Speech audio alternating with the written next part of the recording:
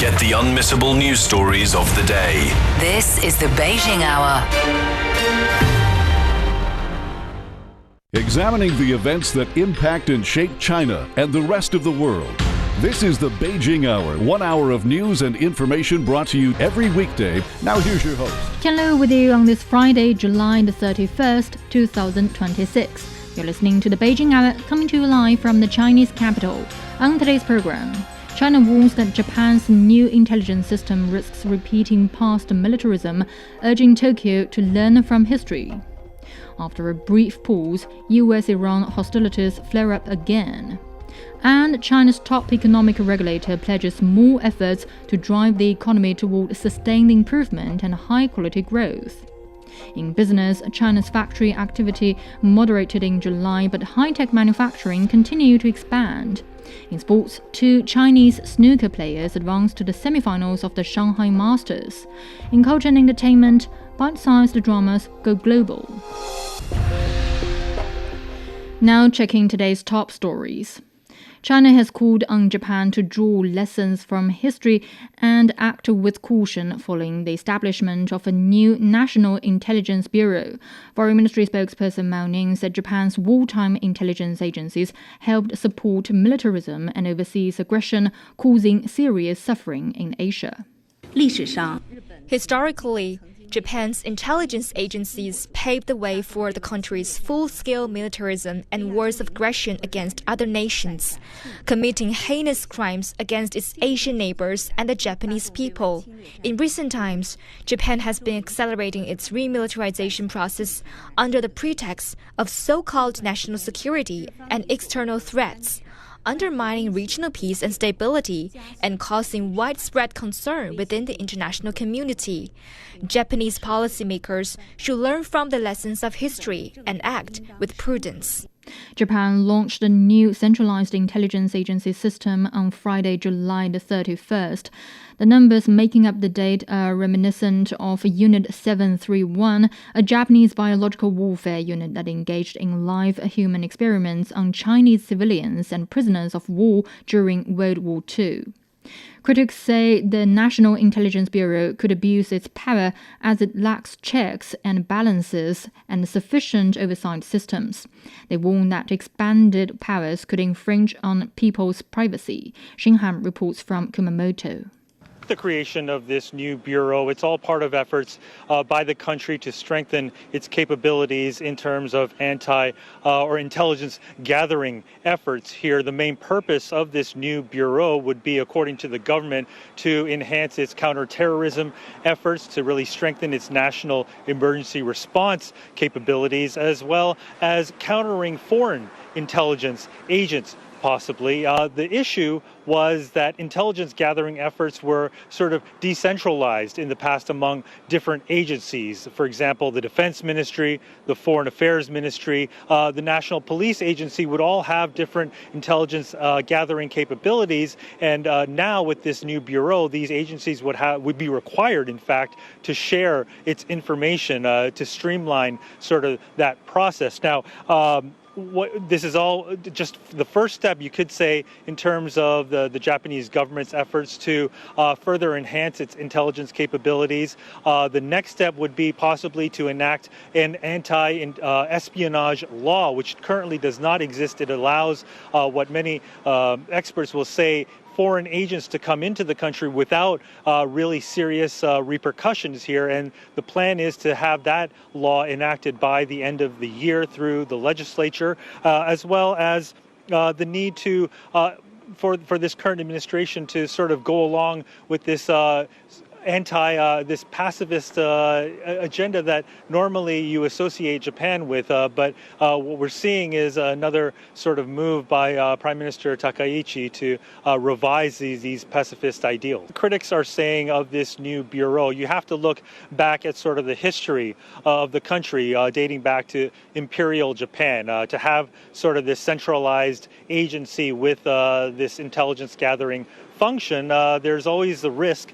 of having possible human rights abuses, namely the infringing upon the people's privacies here, repression on the Japanese people itself. Some would go so far as to say there's hints of militarism and surveillance, and also just practically speaking, with this centralized bureau and having the prime minister with such oversight, could it remain politically neutral in its function? That's another concern that critics are bringing up here. That was Shane Ham reporting. Huang Jing is the director of the Center for American and Pacific Studies at Shanghai International Studies University. He says the formation of Japan's new centralized intelligence body is concerning because it is an essential step toward the country's return to militarism. It's much more than just centralization of intelligence power. First and foremost, it's very important. It's an essential step for Japan to return to the militarism and to the so-called Japan's military state, which has caused enormous damage and disaster to Asian Pacific regions, including China. Second, we know that the intelligence is very important, is the very first step for decision-making, especially for security decision-making. For Japan to concentrate all the intelligence information gathering offices, agencies into one, it's very alarming. Not just because Japan is a defeated nation during World War II, but also because the recent very obvious tendency or push by the Carter administration towards remilitarization of Japan. And last but not the least, of course, it is also a very bad, in my view, tendency, very bad step for Japan to try to challenge or provoke other peoples, other nations like China, Russia, or Korea, and all those countries who has been, suffered during Japan's invasion during World War II, intentional damage or threat to those countries that Japan is going to collect intelligence on those nations, not just for Japan's own security, but actually to form a kind of threat for Japan to go further down the road of remilitarization. This is really alarming event. That was Professor Huang Jing from Shanghai International Studies University. China has claimed its legitimate territorial rights over an island in the South China Sea. It follows so-called joint patrols in the waters of Huangyantou by the Philippines, the US, and Japan. Chinese Defense Ministry spokesperson Zhang Bin said its military will remain on high alert to safeguard the nation's sovereignty. Defense and security cooperation among relevant countries should not target at any third party, nor undermine regional peace and stability.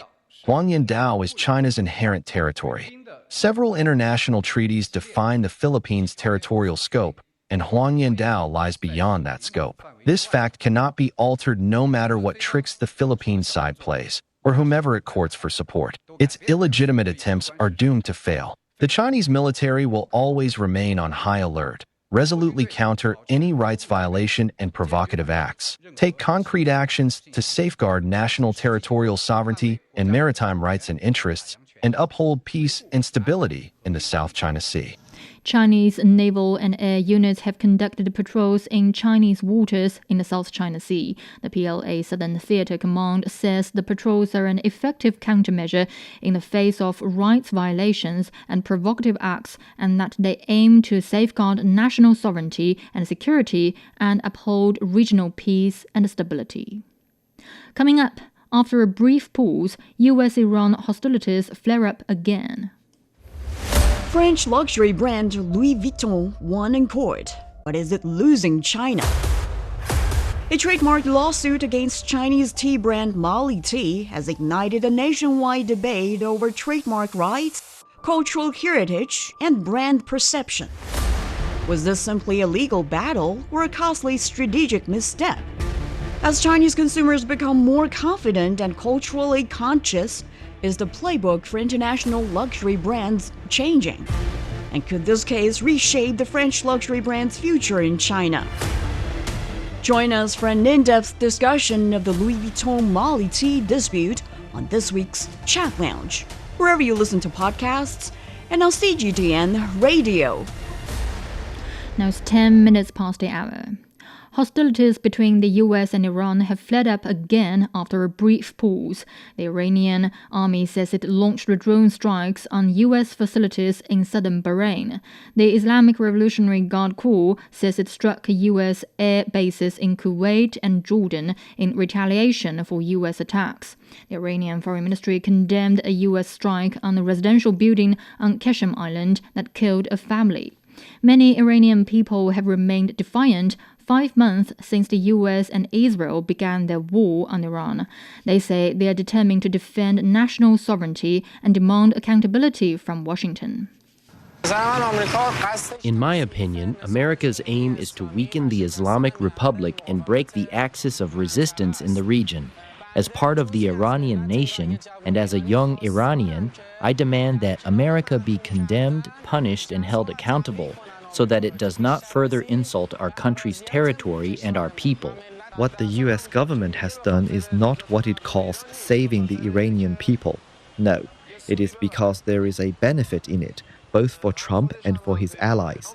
As a citizen, I want us to fight and not allow them to commit aggression against us. Ehsan Kivani has more on the hostilities.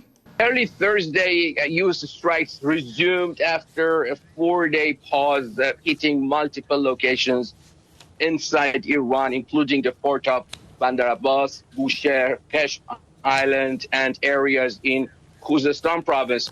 On the civilian side, a building on Qasem Island was hit, a family of 5 with both parents and 1 child killed and 2 other children wounded.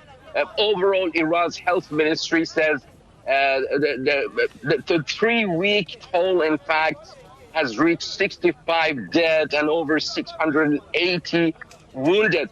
What's notable here is that the IRGC-affiliated Tasnim news agency is reporting that some of the projectiles were fired from inside Kuwait. They identify these projectiles as American-made HIMARS missiles. We don't know if these missiles were intercepted by Iran or hit their targets, but this would be the first time Iran has publicly and officially accused a neighboring Arab country of being used as a launch pad for direct attacks. That could further raise the tensions between Tehran and Kuwait. Iran has already retaliated. The IRGC says it's launched ballistic missiles at U.S. bases in the region, including the one in Kuwait, and specifically claims to have struck Al-Azraq air base in Jordan, destroying 3 F-35s and heavily damaging 3 more, with several American personnel killed. We can't independently verify that, but it's a significant claim. The IRGC is drawing a contrast with the conflict back in March, saying this time American casualties are higher, including in Jordan, and they're promising that Iran will not retreat and that any further strike will be met with strong retaliation. So we're watching not just the military exchange, but maybe the diplomatic ripple effects, especially with Kuwait now directly in the spotlight. That was Ehsan Kivani reporting. U.S. Central Command says its forces have completed a heavy wave of strikes in response to Iran's attempted missile attacks a day earlier. 3 members of the Islamic Revolutionary Guard Corps have died. Jagruti Davi reports from Washington, D.C. Hearing from U.S. Central Command on social media that the U.S. has hit dozens of Iranian military targets, including command centers, drone and missile facilities, defense sites, maritime capabilities, all in retaliation for an attempted surprise attack by the Iranians on American forces. They say that more than 50,000 U.S. troops are currently stationed in the Middle East and they remain vigilant and ready, and all of this is to degrade further Iran's abilities to target commercial shipping and its neighbors in the Gulf. Now, all of this comes as there are real worries about more and more countries being caught in the conflict of the crosshairs. You've already got Iran attacking US bases in Bahrain and Kuwait, and then most recently we've heard from Egypt saying that an unidentified drone drone has hit the port of Damietta on the Red Sea, setting fire to 2 ships. This is currently being investigated. Jordan says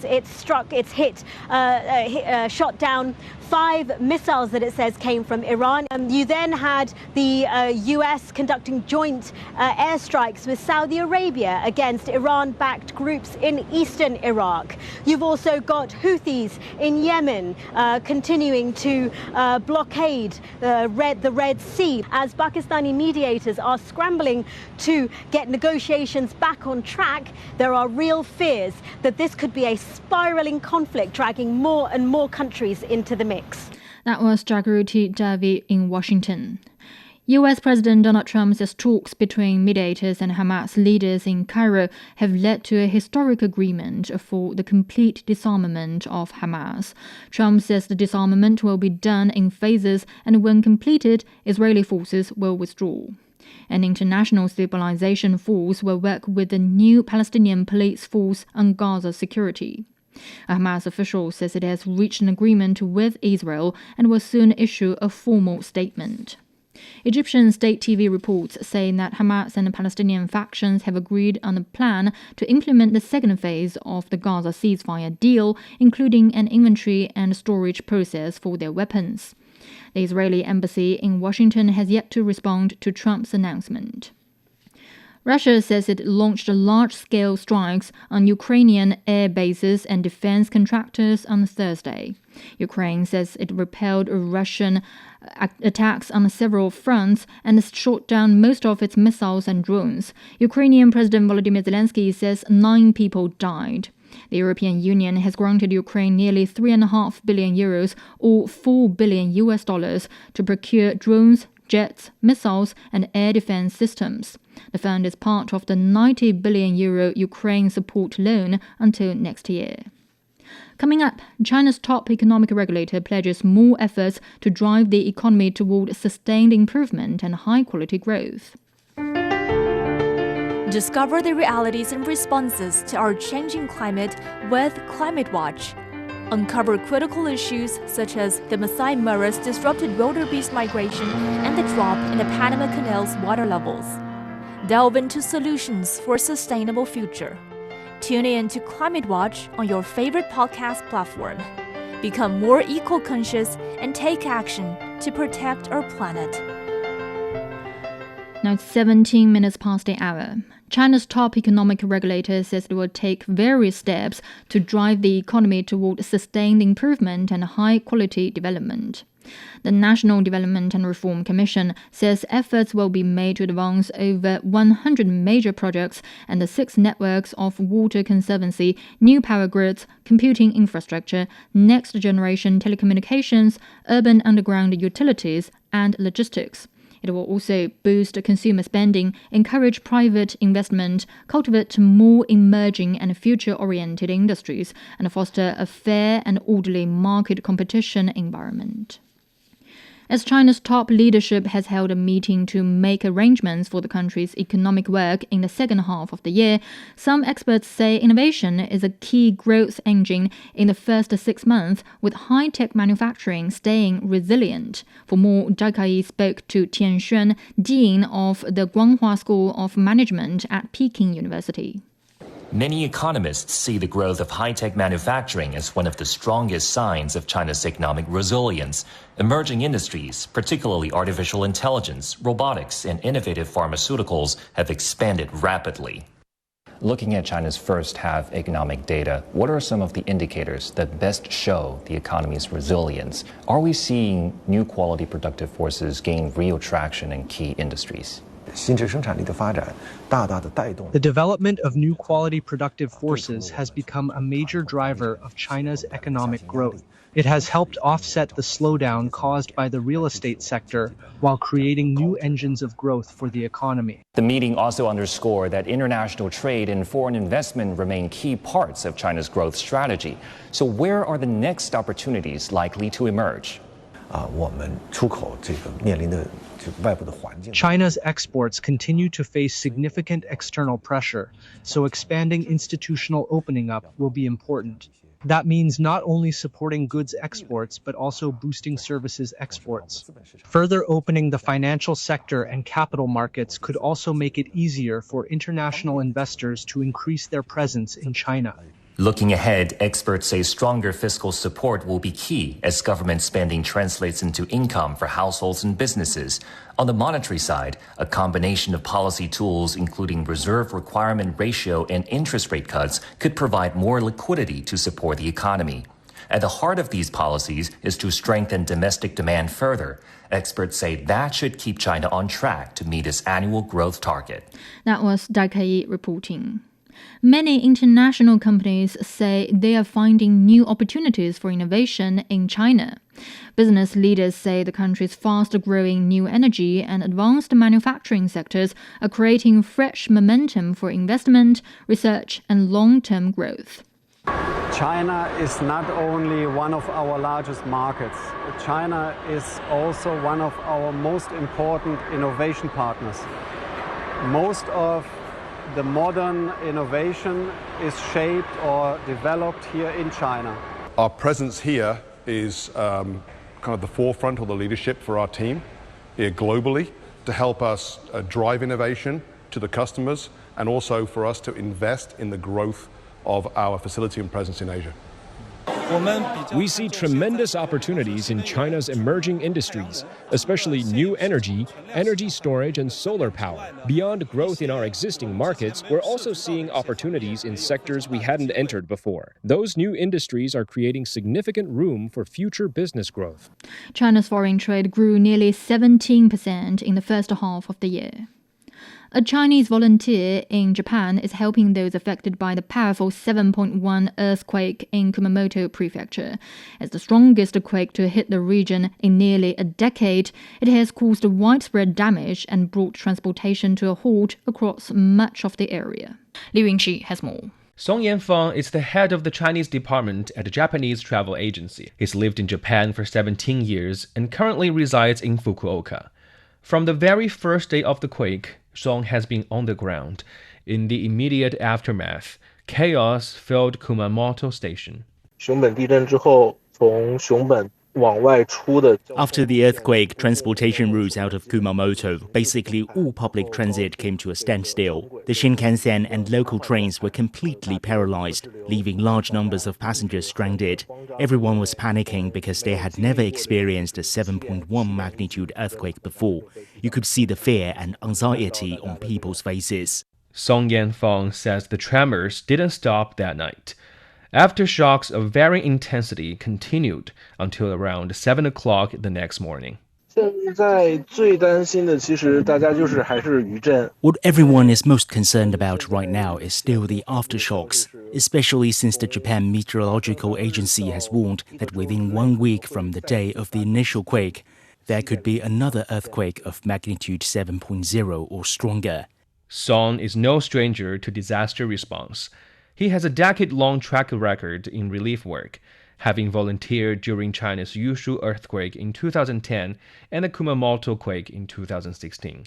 Since this latest disaster hit, he's been delivering essential supplies, including water and energy drinks, to evacuation centers. On the first day, I saw on social media that there were stranded travelers. Since I work in the transportation business, I arranged 2 drivers from my company to join me, and we went to Kumamoto Station to offer free rides to Chinese nationals returning to Fukuoka. Today, I brought daily necessities, water and energy drinks, and delivered them to a relief center. The journey from Fukuoka to Kumamoto is nearly 200 kilometers. Normally a much shorter trip. It now takes up to 5 hours each way because of road closures and traffic restrictions. Song says water shortages are becoming a serious problem. In Fukuoka, supermarkets are limiting customers to just 2 bottles per household. In Kumamoto, stores have run out of drinking water entirely. Song describes empty shelves and long lines for basic necessities. Despite the challenges, the Chinese volunteer remains committed to helping those in need, saying he just feels happy and at peace when helping others. Song Yanfeng says he has no plans to stop. For the Beijing Hour, I'm Liu Yingqi. Wildfires continue to spread across Europe. In Spain, the situation has improved in Avila and Madrid, but the blaze in Castellón remains out of control after burning over 10,000 hectares as weather conditions triggered flare-ups. In France, weather conditions have slightly improved, but authorities warn that the wildfire risk remains high due to severe drought conditions. In Greece, strong winds have hampered firefighting efforts. 3 firefighters have died and thousands have evacuated. Evangelos Sipsas has details. These high waves in the sea, that's an indication that there are high winds in the area, and that's what firefighters have to battle with. Besides the rugged terrain, which is very difficult, there's some areas that the fire on Wednesday spread out that no vehicles actually can enter. Also, they're battling with high temperatures, up to 38 degrees Celsius. And then these winds that are quite strong, up to 100 kilometers an hour winds that are making it much more difficult for firefighters to be able to battle any hot spots in the area, because there's constant flare-ups happening because of these winds. Another problem here also on the wildfire front here in the island of Crete is that no help can come from above, because with these winds, no planes and no helicopters are allowed to fly over, because they're potentially going to put themselves into more danger. Plus that there's a lot of smoke from the overnight fire that took place here in Crete, and that is making it even more difficult for above helicopters or planes to support. So the difficulty here is quite severe. There's been more than 8 villages that have been evacuated. We hear that there have been 5 more. The fire has been ripped through villages, through towns, but there's also human toll and cost to this fire. 2 people lost their lives, 2 firefighters lost their lives here on the island of Crete, and 1 in the southern Peloponnese. And that kind of gives you the indication how difficult these fire seasons have turned to become with these winds and high temperatures and long periods of drought. So it is becoming much more difficult for these people to be able to battle them. And these conditions right now, as scientists and meteorologists are saying, that they will last for at least 72 hours. These winds will continue for 72 hours, so that's going to make the situation even more difficult on the island. Although there is some hope that there isn't any big fire front at the moment, the issue here is that because of these gust winds, those hot spots could potentially flare up and turn into another wildfire. That was Evangelos Sipsas reporting. Sichuan province is preparing for heavy rainfall by releasing water from a key reservoir to mitigate a possible disaster. Jiangyu is home to the Udu Reservoir on the upper reaches of the Fujiang River in southwest China. It is the river's only major controlling water conservancy project. 2 flood discharge gates have opened to boost storage capacity and improve flood control. Director Xiao Han of the Operation and Management Center says controlled water release will help protect communities in downstream regions. Over the past 2 days, we recorded more than 100 millimeters of rainfall in the reservoir area. This could push the water level above the warning level of 645 meters. After comprehensive assessment, we decided to open 2 flood discharge gates to release water. If heavy rainfall continues in the coming days, we will have more capacity to store floodwater and better protect downstream areas. China entered its peak flood season nationwide starting July the 1st. Now it's 29 minutes past the hour, checking the forecast before the break. Beijing will have thunder showers tonight and tomorrow. The low is 25 and it's up to 33 on Saturday. Shanghai will see light rain tonight, becoming cloudy with a low of 28 and a high of 37. Chongqing will be cloudy tonight, light rain tomorrow with a low of 31 and a high of 39. Nanchang will be cloudy tonight and tomorrow with a low of 26 and a high of 35. Lhasa will have thunder showers tonight, easing to light rain tomorrow with a low of 11 and a high of 20. Elsewhere in Asia, Islamabad will see light rain tonight and tomorrow. The low is 25 and is up to 32 on Saturday. Vientiane will have heavy rain tonight and tomorrow with a low of 24 and a high of 28. Phnom Penh will see moderate rain tonight and tomorrow with a low of 25 and a high of 33. In Africa, Nairobi will have light rain tonight and tomorrow. The low is 13 and is up to 25 on Saturday. It's time for a short break. So far this hour, China warns that Japan's new intelligence system risks repeating past militarism, urging Tokyo to learn from history. After a brief pause, US-Iran hostilities flare up again. Tian Lu with you. Stay with here on the Beijing Hour.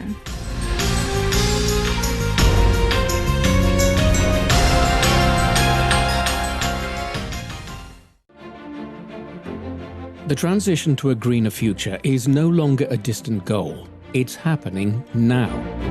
In power plants, factories, farms, and cities across China.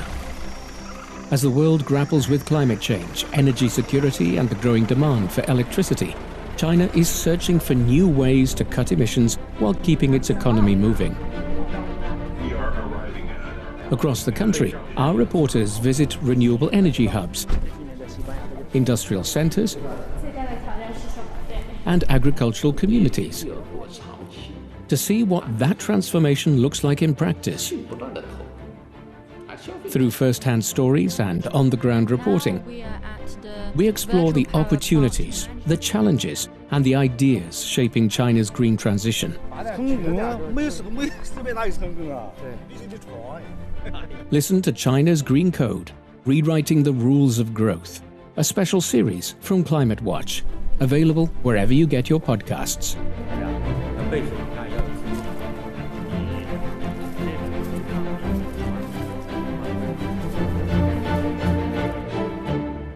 Examining the events that impact and shape China and the rest of the world. This is the Beijing Hour, 1 hour of news and information brought to you every weekday. Now here's your host. Tian Lu with you on this Friday. Still to come. In business, China's factory activity moderated in July, but high-tech manufacturing continued to expand. In sports, 2 Chinese snooker players advanced to the semi-finals of the Shanghai Masters. In culture and entertainment, bite-sized dramas go global. To contact us, you can email radio@cgtn.com or follow our X account @CGTN Radio. You're also welcome to subscribe to our Substack newsletter Beyond Beijing for the world's biggest stories, along with sharp insights and exclusive analysis. But first, checking today's headlines, here's Tianyu. Thank you, Tianlu. General Secretary Xi Jinping of the CPC Central Committee has urged efforts to advance the high-quality modernization of national defense and the armed forces. He made the remarks when presiding over a group study session of the Political Bureau of the CPC Central Committee ahead of the country's Army Day. The General Secretary urged efforts to strengthen political guidance, deepen innovation-driven development, and fulfill the goals for the centenary of the People's Liberation Army in 2027. He also called for stronger integrated national strategic systems and capabilities. Saturday marks the 99th founding anniversary of the Chinese People's Liberation Army. China has called on Japan to draw lessons from history and act with caution following the establishment of a new National Intelligence Bureau. Foreign Ministry spokesperson Mao Ning said Japan's wartime intelligence agencies helped support militarism and overseas aggression, causing serious suffering in Asia. She also warned that Japan's recent push to expand its military capabilities under the pretext of external security threats could undermine regional peace and stability. China is expanding its drug traceability system beyond insurance oversight to support financing and pharmaceutical innovation. An official from the National Healthcare Security Administration says the system has collected over 180 billion sales records since 2024 and more than 670 billion production and distribution records. Unique codes which track each medication package are now doubling as financial credentials. A Zhejiang firm secured over 9 million yuan in bank financing after verification of its traceability records. Authorities are also exploring public convenience features, including medication reminders and easier access to drug labels, turning the tracking data into a multi-purpose resource for industry and healthcare. The United Nations has warned that the humanitarian consequences of escalating conflict across the Middle East are worsening. UN spokesperson Farhan Haq said the conflict is putting civilians at risk. On the Middle East, OCHA warns that the humanitarian consequences of the regional escalation are worsening by the day, with civilians increasingly at risk and essential infrastructure disrupted across the region. Haq said civilian casualties have been reported in Iran and Kuwait, with Iran, Kuwait, Saudi Arabia, and Egypt also reporting infrastructure damage. The U.S. and Iran exchanged missile barrages Thursday, dashing hopes for a quick end to the 5-month conflict. Jordan said it intercepted Iranian missiles for a second day, while Kuwait reported 1 person killed in a strike. The UN spokesperson also said Jordan and Egypt remain vital lifelines for humanitarian operations including medical evacuations and aid deliveries. Meanwhile, the Iranian Health Ministry reports at least 60 people killed and 670 injured since July the 27th. Russia says it launched large-scale strikes on Ukrainian air bases and defense contractors on Thursday. Ukraine says it repelled Russian attacks on several fronts and shot down most of its missiles and drones. Ukrainian President Volodymyr Zelensky says 9 people died. The European Union has granted Ukraine nearly 3.5 billion euros or $4 billion to procure drones, jets, missiles, and air defense systems. The fund is part of the 90 billion euro Ukraine support loan until next year. And finally, Greek authorities have declared a state of emergency on the island of Crete, where a major wildfire has forced the evacuation of about 8,000 residents and tourists. The fire has stretched over 15 kilometers, with a new front moving toward coastal tourist areas. Strong winds gusting up to 125 kilometers per hour have grounded water-dropping aircraft and severely hampered firefighting efforts. More than 190 firefighters have deployed. A maritime rescue operation saved 51 people from Preveli. Around 700 evacuees spent the night in a sports hall, while tourists were transferred to hotels in unaffected areas. The wildfire has damaged farmland, homes, and livestock. Crete remains under a very high wildfire risk warning, as strong winds are expected to persist. Thank you very much. And that was Tianyu with headlines. You're listening to the Beijing Hour. Coming up in business, China's factory activity moderated in July, but high-tech manufacturing continued to expand. The Beijing Hour, your window on China and the rest of the world. 36 minutes past the hour, turning to business. Here's Wang Zihang. Thank you, Tianlu. Stock markets in the Chinese mainland closed higher on Friday. The Shanghai Composite was up over 0.7%. The Shenzhen Component gained over 2.2%. IT services and digital media shares led the gainers. Timothy Pope has more. The Shanghai Composite Index added 0.7%, the Shenzhen Component rose 2.2%, and the Chinext gained 3%. And those numbers just scream technology rebound. After we saw the results from Meta and some other US technology companies reviving concerns about hyperscalers' enormous AI spending. The worry is that they may be investing too much too quickly without generating returns fast enough to really justify that. And that punished both ends of the market. It hit the US tech giants because of the scale of their spending, and it hit their suppliers here in China because it cast doubt over future demand. But then we got the results from Azure, Microsoft's cloud computing division, and the market grabbed at those like a lifebelt. Azure's revenue grew faster than expected, demand is still exceeding Microsoft's available computing capacity, and the company says its spending will continue. Now, that is fantastic news for Chinese optical transceiver companies, data equipment makers, semiconductor firms, memory chip producers, basically the entire AI supply chain. And it's those shares that are currently underpinning gains for the Chinese mainland markets. That was Timothy Pope reporting. Over to Hong Kong, the Hang Seng Index remained almost flat. In Japan, the Nikkei increased over 4%. China's factory activity moderated in July, sinking below the 50 mark and signaling contraction in the sector. The manufacturing gauge fell from 50.3 in June to 49.2. Officials attributed the pullback to a high comparison base from earlier rapid growth and the onset of production slack seasons for some industries. High-tech manufacturing continued to expand with a reading of 53.3, cementing its role as a key driver of industrial upgrading. The National Bureau of Statistics says enterprises are generally optimistic about market development, citing the sub-index for production and business expectations, which came in at 54.1. In particular, the sub-indices spanning the manufacturing sectors of food, beverages, and refined tea, as well as shipping, aerospace, and equipment exceeded 60, reflecting stronger confidence in near-term development. The Bureau also says the sub-index for employees went up half a point from the previous month, indicating an improvement in the employment climate in the manufacturing sector. Meantime, the services sector softened to 49, though summer holidays boosted air transport, accommodations, and cultural entertainment. Chinese authorities say investment and cooperation under the Belt and Road Initiative were increasingly shifting towards high-tech, green, and low-carbon sectors in the first half of this year. According to the National Development and Reform Commission, since China first proposed the BRI back in 2013, the initiative has continuously worked to boost global connectivity, fostering the growth of trade and exchanges. The Commission says the country's total import and export volume with BRI participating countries reached nearly 13 trillion yuan, or about $1.9 trillion. The figure went up 14.8%, accounting for nearly 51% of the total foreign trade volume. Meanwhile, China-Europe freight trains have maintained strong growth. Over 11,000 freight trains completed trips in the first half of this year, marking a 20% increase compared to the same period last year. China's AI development accelerated in the first half of this year, achieving breakthroughs across the value chain.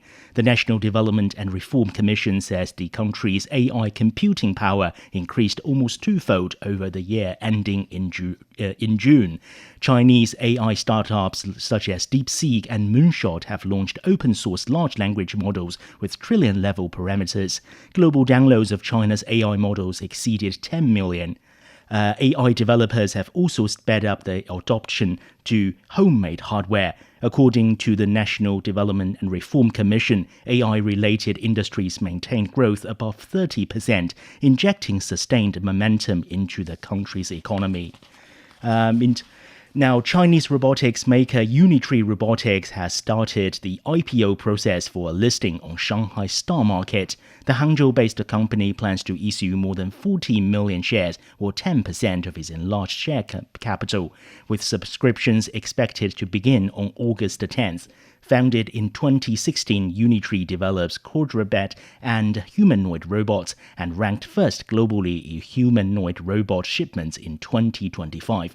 The company expects strong revenue growth this year, driven by rising demand for embodied artificial intelligence and wider commercialization of robotics. Toyota is closing its factory in Tijuana, a city in Mexico on the U.S. border, as uncertainty over trade policy between the two countries intensifies. But analysts say other investment have flowed into the city, giving it a new lease of life and a chance to reinvent itself. Alistair Baverstock has the story.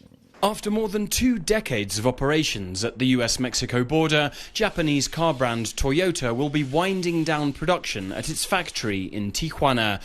The announcement came just days after the US Trump administration confirmed it would not renew the current North American Free Trade Pact, USMCA, and sent shockwaves through the country. President Trump himself has linked the decision to the tariffs his administration imposed on Mexico and other countries involved in the auto industry. Toyota, however, says the move is part of a global business review. We are in talks with Toyota to ensure the best possible outcome for Mexican workers. Toyota's decision could affect some 2,800 jobs in Tijuana as production is gradually transferred to a new $3.6 billion plant in San Antonio, Texas by 2030. For 2 decades, Toyota's Tijuana plant symbolized North America's deeply integrated supply chains. Its relocation won't end manufacturing in Mexico, but it does offer an early indication of how companies are beginning to redraw their production maps amid the uncertain future of USMCA. Toyota is not leaving Mexico altogether. The company will continue operating the factory it opened in Guanajuato state in 2019 in the Bajío region, Mexico's automotive manufacturing heartland. Mauricio Monroy advises international manufacturers investing along the US-Mexico border. La vocación de la ciudad no es de industria automotriz. Tijuana was never really the natural home for automotive manufacturing. Logistics are more difficult and there aren't the same supplier networks. The Bajío region was built for that industry. But Monroy says Toyota's move should not be mistaken for a broader industrial retreat. Investment continues to arrive in northwest Mexico, particularly from Chinese manufacturers. Siguen llegando operaciones y curiosamente son operaciones de China. Investment is still coming to Tijuana, and much of it is from China. As some companies leave, Chinese firms see an opportunity to buy or lease industrial space at lower cost, particularly for electronics manufacturing, such as televisions. Toyota's departure may be a setback for Tijuana's automotive sector, but with investment still flowing into other industries, analysts say the city is likely to evolve rather than decline. There was Alistair Baverstock reporting. And finally, China's trade promotion activities achieved solid results in the first 6 months of the year. Beijing issued nearly 4.3 million trade certificates, up well over 9% on a yearly basis. The China Council for the Promotion of International Trade approved over 1,500 outbound exhibition projects involving more than 17,000 companies. There were also over 17,000 mediation cases with claims of around 12 billion yuan, or around $1.8 billion, while new maritime arbitration cases jumped nearly 60%. Patent or trademark filings exceeded 26,000. At least 4 China International Economic and Trade Arbitration Commission arbitral awards were enforced in the US, Canada, and Turkey. One award of over $450 million sets a record for overseas enforcement. Thank you very much. And that was Wang Zihan with Business. You're listening to the Beijing Hour. Coming up in sports, 2 Chinese snooker players advanced to the semi-finals of the Shanghai Masters. Sideline Story brings you all things sports related. The hottest topics, latest events, juiciest stories, all with a very personal take. Subscribe to Sideline Story Podcast for heated sports discussions covering events that are happening in China and around the world. Now it's 46 minutes past the hour. Turning to sports, here's Yang Guang. Thank you, Tianlu. China's Zhao Xintong and Wu Yizhe have advanced to the semi-finals of the Shanghai Masters, giving the home crowd 2 players in the last 4 of the prestigious snooker tournament. World champion Zhao Xintong produced a dominant performance, defeating Australia's Neil Robertson 6-0. Zhao said the turning point came after the opening 2 frames, as his confidence continued to build. In the first 2 frames, we were both giving each other chances. From 3rd frames onwards, I found my rhythm. Whenever I got a chance, I was able to clear the table in one visit. As my form got better and better, I believed I could win. In another quarter-final, newly crowned world champion Wu Yizhe edged England's Sean Murphy 6-5 in a thrilling decider. Wu recovered after Murphy missed a crucial red in the final frame to seal victory and book his place in the semis. Zhao will next face England's Karen Wilson, while Wu takes on Judd Trump as both Chinese players look to continue their title bids in Shanghai. The United States and defending champion Poland have secured their places in the semi-finals of the FIVB Men's Volleyball Nations League finals after winning their quarter-final matches on Thursday. The Americans swept world number 2 Italy in straight sets, reaching the VNL semi-finals for the 5th time. Strong serving proved to be the difference, with the United States recording 14 aces in the victory. Opposite hitter Jake Haynes led all scorers with 21 points. Italy's Yuri Romano acknowledged his team's difficulties in handling the American serve, saying too many aces made it difficult to maintain possession and stay in the match. The United States will next face Japan, which enters the semifinals on a 13-match winning streak. In another quarter-final, top-ranked Poland defeated Ukraine 3-1. Poland will meet Slovenia in Saturday's semifinal as it continues its title defense. European football's governing body and its 55 member associations have unanimously voted to boycott all FIFA competitions if the world governing body's proposed private investment plan goes ahead. Earlier this week, FIFA announced the plans to establish a $20 billion subsidiary to manage the FIFA World Cup and other competitions, with up to 20% of the business to be offered to outside investors. In a statement, UEFA said the World Cup is not for sale and should not be treated as a commercial investment product.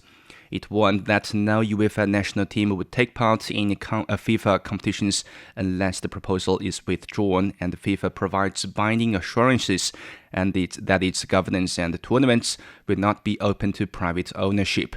The proposal has also faced opposition from North America's governing body CONCACAF, whose 41 member associations rejected the plan during a meeting on Thursday, adding to the growing resistance against FIFA's investment strategy. Italian football club AC Milan has announced the death of club legend Franco Baresi at the age of 66, marking the passing of one of the game's greatest defenders.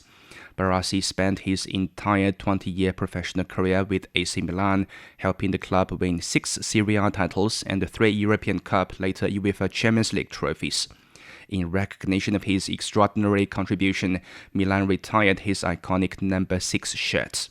On the international stage, Baresi made 81 appearances for Italy and was a member of the country's 1982 FIFA World Cup winning squad. He was inducted into the Italian Football Hall of Fame in 2013. Liverpool has made it 2 wins from 2 matches under new head coach Andoni Iraola after edging Wrexham 1-0 in a preseason friendly at New York's Yankee Stadium. After opening the tour with a victory over Sunderland, Liverpool continued their winning run thanks to a second-half goal from Real N'Gumohan. The result keeps Iraola's perfect preseason record intact as the Reds continue preparations for the new season. Following the match, Iraola said Swedish striker Alexander Isak is progressing well after joining the squad and could make his first appearance in Sunday's friendly against Leeds. He has come in a good place. I think he was good in the World Cup. I saw him comfortable. First trainings here, I think I've seen a good version of Alex.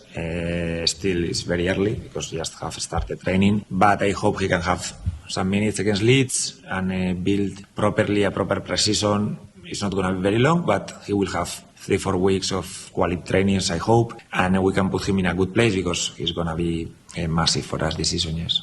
Liverpool will conclude their US tour against Leeds in Chicago on Sunday as the club continues to build momentum ahead of the new campaign. And finally, Chelsea has strengthened its squad ahead of the Premier League season by signing French defender Maxence Lacroix from Crystal Palace on a contract running through 2032. British media reports say the deal is worth around £52 million. Chelsea described the 26-year-old as one of Europe's top central defenders, noting his pace and aerial ability.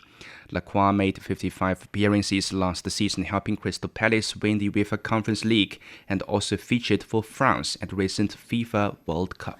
Thank you very much. And that was Yang Guang with sports. You're listening to the Beijing Hour. Coming up in culture and entertainment, bite-sized dramas go global.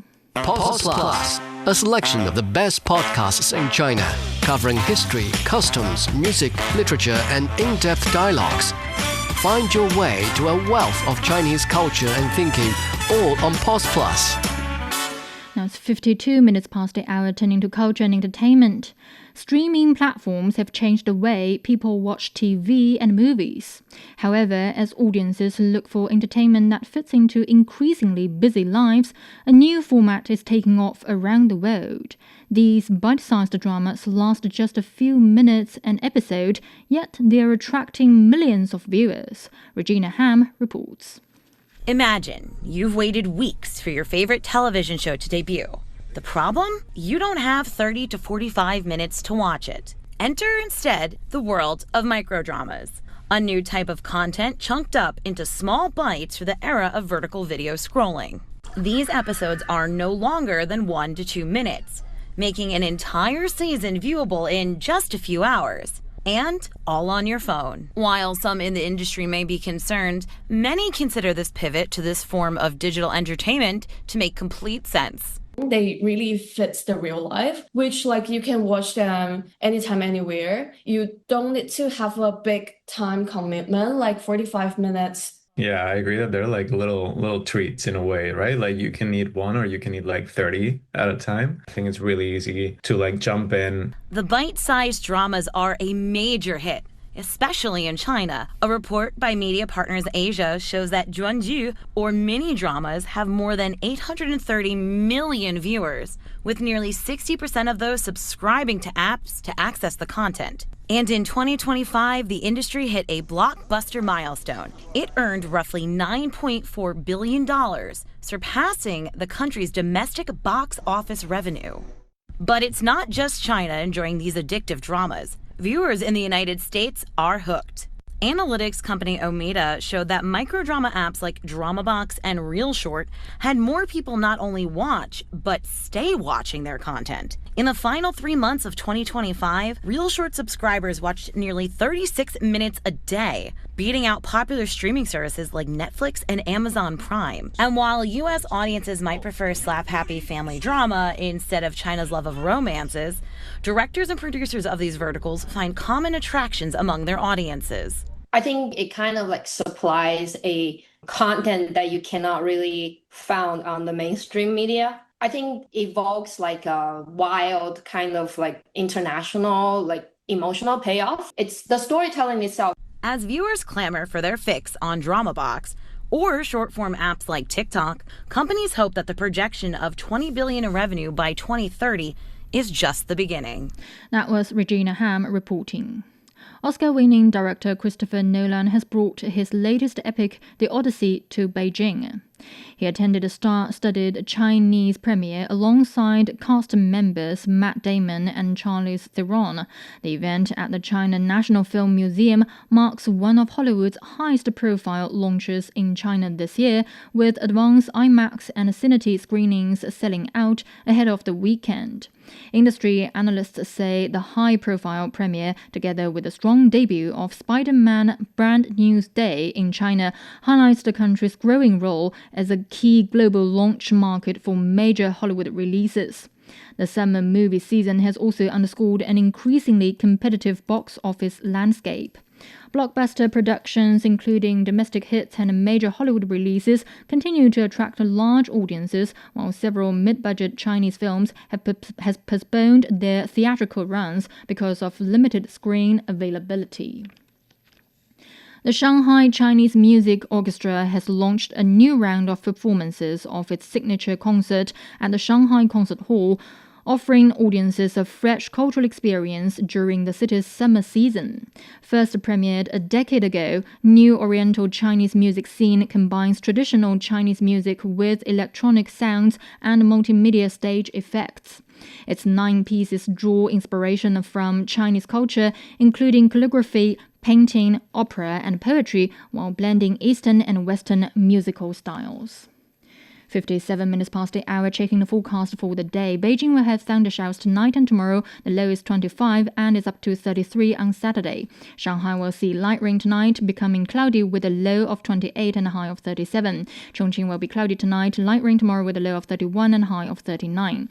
Nanchang will be cloudy tonight and tomorrow with a low of 26 and a high of 35. That's it for this edition of the Beijing Hour. Making news today. China warns that Japan's new intelligence system risks repeating past militarism, urging Tokyo to learn from history. After a brief pause, US-Iran hostilities flare up again. On behalf of the staff, this is Tianlu in the Chinese capital, hoping you'll join us for the next edition of the Beijing Hour and open a window to the world together.